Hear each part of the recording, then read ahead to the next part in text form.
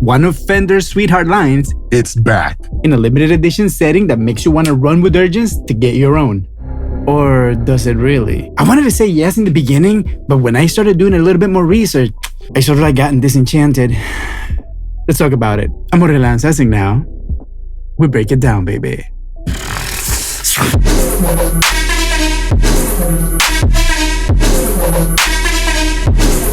Alright, my friend, thank you so much for being here once again in another video. And as usual, remember to like, subscribe, and do all those cool little things I would like to do on YouTube so that you and I can stay in touch with each other. Alright, like I was saying in the intro, one of Fender's favorite lines finally is dropping something to refresh it. And there's a lot to be excited about. I've been restraining myself so I don't watch any more videos and make sure that I can give you my honest reaction and tell you exactly what I think in the heat of the moment without really thinking about consequences. So it's okay if I get a few specs wrong because I know somebody in the comment is gonna correct me. Anyway, the Fender Vintera collection has just entered the chat with brand new models and brand new specs. So let's just stop the talking, get to the rocking, and check some guitars. Alright, let's go.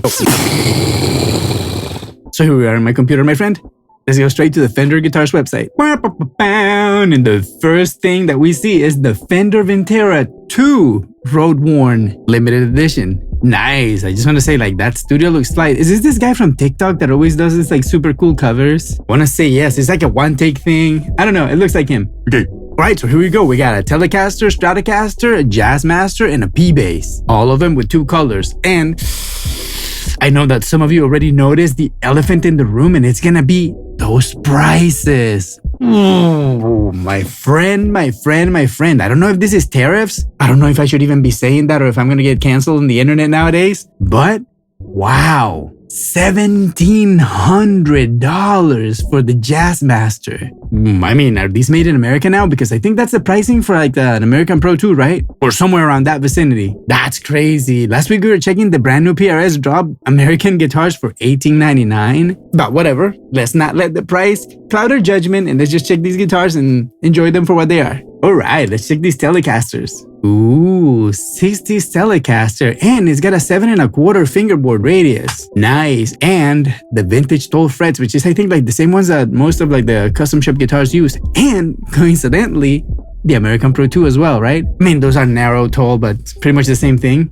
Different naming conventions. But look at that. I want to say that the first thing that catches my attention is that it doesn't have like that specific pattern that they used to have that looked like I don't know, like a cookie cutter. Everybody had like the same pattern. This to begin with looks a lot lighter on the road worn kind of like scenario, and this fretboard looks fly. Let's check out the other color really quick. Oh, okay, so one color, the blonde one, comes with a maple fretboard. And then if you change the color to this burgundy mist metallic, which is like a pretty fun color, I want to say. The same that the Deluxes used to have. And this one comes with the slab rosewood fretboard. Pretty sweet. I always love when they use the old mint pickguard. And something notable I want to say is that they're not using the bronze saddles. I want to say, like, if it's a 60s Telecaster, is it supposed to be having the bronze saddles? I'm not sure. But of course, the most important part of it all is that they have a Nitro finish. I know that a lot of people on the internet really praise Nitro. I, for one, love Nitro. But also, like, satin colors do kind of like the same thing for me because they, like, worn in like a weird way, right? It's not like the same thing that happens, for example, in like my Ultra or like any of my old poly guitars. Those you feel like it's a plasticized instrument, but for example, what happens when I'm playing my Les Paul, it feels like very soft. So it almost feels like I'm actually touching wood. And I don't know, when I leave like my mark there, I just feel like, yeah, that's gonna look good because it's sort of like, you just like take away parts of it with your skin. It's like you're in a constant state of like sanding it, which is the same thing that happens with satin colors. So maybe not just Nitro, but satins do the same thing. So I really enjoy this. Let's check some more pictures. Nice. Again, like we were talking about, the back of the neck looks like warm, but not too much. And I want to say that they're using a little bit of graphite or something like that because look, it had like little spots that it's darkened. And then, the crackling looks so nice. I love cracking on guitars. Maybe not in mine yet, but I love the way it looks. You know, I feel like it's one of those like upgrades, if you want to call them that, or one of those aesthetic choices that I feel actually do help a guitar look better. Let's move on to the next picture. Nice. That's a great shot. Again, look how cool. Very nice. Ooh. Yeah, look at those saddles. Not my favorite, I want to say. Got nothing against them, you know, but I don't know, they just look weird to me. But honestly, in all fairness, all of these kinds of bridges, even like the top of the line, they all look like a little bit janky. But definitely the thing that I appreciate the most is the cracking on the finish. It looks really nice. I really like that they didn't do like any of like the sanding themselves. And look how rounded the fretboard edges are and like the frets themselves. I love the tint that they're using in the neck. It just looks like correct in my opinion. That headstock looks 100% legit. Look how old school this looks. Yeah, overall, I think like this is a win. Is this a nut? Is this a synthetic nut? I mean, yeah, it's really, really white. And there it is, made in Mexico. I wonder why they switched from going to made in Mexico to made in Ensenada. This picture showcases like the tint on the back of that neck. Looks really nice because maple doesn't look like that. Maple is like super bright. But overall, this Telecaster looks great in this burgundy mist. Let's check the blonde one really quick. Nice. Yeah, the fretboard looks like really cool. But then when you see the back, now you're starting to see like they look exactly the same. The necks look exactly the same. You cannot see the cracking on this one. That would be the only thing that I would say it's against it. I mean, if you really try to see it, you can see it. But I mean, for it to be a feature of the guitars, having that particular thing, I don't know. I feel like they should have chosen two colors that actually showcased it better. Like that burgundy one showcased it. But you know, I'm just talking smack. Let me know in the comments what you think. Overall, I think this looks really, really good. Let's go to our next guitar. Landing on the Stratocasters, arguably my favorite Fender. I just love Strats. And then again, it's all the same thing, 7 1/4, 60s shape, Nitro cellulose lacquer. Really cool. A black Strat is always a good Strat. Love the way that looks. And then the beautiful mint pickguard. I kind of want to get my hands in one of those. Like, I just want to have like dark pickguards. I've been trying to like age like slowly mine. At least at the gold anodized one. You know, I just like play it like very recklessly. I don't care about it at all. And it's starting to get a little bit of character and it looks pretty sweet. Kind of want to do the same thing for my Ultra. Alright, but the black one looks sick. Let's see the other color. The Sonic Blue. Nice. I always wanted a Sonic Blue Strat. But you know, it doesn't really make sense to buy guitars just because of the color. But this looks really cool. But just because of that, let's start with this one to see the pictures. I love it. And you know it's a 60s because how white the plastics are, right? If this were to be a 50s, those would be like a lot creamier, I think. But overall, it's looking really sweet. The only thing I don't like about old Fenders and old Strats is like the clay dots. And maybe that's a controversial thing, but I don't like the clay dots. I like them to be like any kind of like Moto or Mother of Pearl, whatever it is. Boom, there you go again. Almost the exact same neck, you know, like a little bit of wear here and a little bit of wear there. And all the grime and the dirt right here. Very cool. And of course, you see that it's a old school Strat because the holes don't really line up with the back of the tremolo right there. These saddles and the toe screws guaranteed to rip your hand out. Hilarious. Okay, those are great. I love this. There you go. This is the shot that I was looking for to see all the cracking on the paint. Looks great. That's all I want to say, like my favorite thing so far about this Vintera Road Warns. How fresh and new they still look, but you know, with a little bit of attitude and just knowing that it's gonna change every day. Basically, every day you play this guitar is gonna look a little bit different. Just a little bit. Nice. Spaghetti logo. I love it. I mean, it looks perfect to me. And there you go. Made in Ensenada, the 2500. I love this number, 2500, 48, 49. Pretty sweet.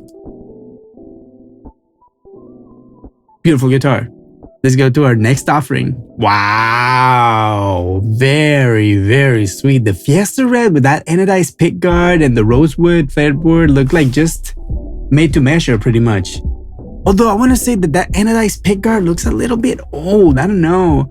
Not old in a good sense. It looks like bronzy. It's like screaming import. But this is looking really sweet. I love this Fiesta Red. For some reason, it looks cooler in this guitar than in other guitars that I've seen. And then classic 3-color sunburst. See, that's what I'm saying. This needs to be like super yellow to actually match this guitar better. It looks a little bit dull, but whatever. Let's check our pictures on the Fiesta Red Model 1. Sweet. Sweet, sweet. I always wanted a Jazzmaster, but I feel like in my guitar collection, I cannot really justify more single coil pickups. At this point, honestly, what I really want is like more humbuckers, especially because that's where I find myself like needing like different tunings. And I find myself doubling parts a little bit more often. So I don't know, I feel like I need more humbuckers, but not more single coil pickups. Yeah, this looks really sweet. Now we have a little bit of a different pattern, a little bit worn here, a little bit worn there, a little bit worn there, but dirty over here. That's where that dirty thumb was going, huh? Very cool. Yeah, again. The screws. I'm gonna tell you, if you have this issue, the other day I said like monster butts or something like that, but it's monster bolts, of course, and you can find them on Amazon. I want to say that the only thing is that sometimes the shipping time tends to be a little bit long, but you know, for like $5, $6, $7, $8, you can fix that problem if you really need to, and say bye-bye to the problem. Put that my public service announcement. But these guitars are looking really, really sweet. And then the cracking, look how populated of cracking this section is. Really cool. So I don't know, let me know which one is your favorite right now. Let's see, this Jazzmaster with the rosewood fretboard is looking really good. And the Strat, a Sonic Blue Strat, like what can you complain about that, you know what I mean? Harrison, Lennon, just to name a couple, right? Very cool. Or this burgundy mist Telecaster. Ooh, I don't know, I'm just gonna say that just because of my own situation and I don't have a Jazzmaster, I'm gonna go with the Jazzmaster, but more important than that, I wanna know which one is your favorite. But on that note, let's go get a few conclusions, my friend. Alright, my friends, so there you have it. The Vintera 2 Road Worn Series, limited edition for 2025. I think it's pretty much a hit. If you can afford to overlook the pricing.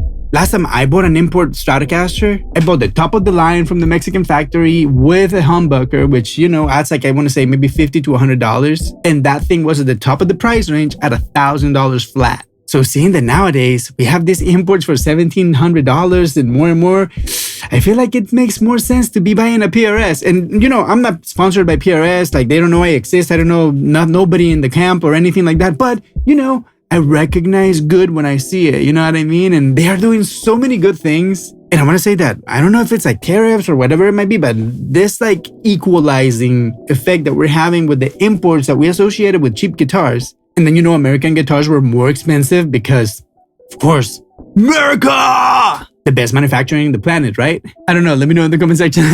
But nowadays, I keep eating my words more and more often because I'm going to like Sweetwater or something like that to check how much a guitar is. And it's always above $1,600, $1,700 for a guitar that I used to pay maybe like $800, $900. Take this beauty, for example. The Charvel Super Tele, which I think is a great guitar, you know, and I bought this thing for $899. I want to say that I paid $809. I want to say that I bought it in like a deal or something, but maybe I didn't. And as you can see, it's already a little bit road worn. But then you hit me with something that is like almost like $1,000 more than this, coming from the same factory. It's kind of like a weird thing in my opinion. But that's enough about me, my friend. If you stay to the very end of this video, please comment ouch in the comment section to show me that you're a real one and that you're still till the very end, which I totally appreciate. But other than that, my friend, I've said way too much and I want to hear a lot from you in the comment section down below. And while you're there, remember to like, subscribe if you can financially support me, smash that super thanks button. I thank you so much. And if you have some more time to watch another video, go watch this one right here and I'll be waiting for you right there, my friend. All right, see you soon.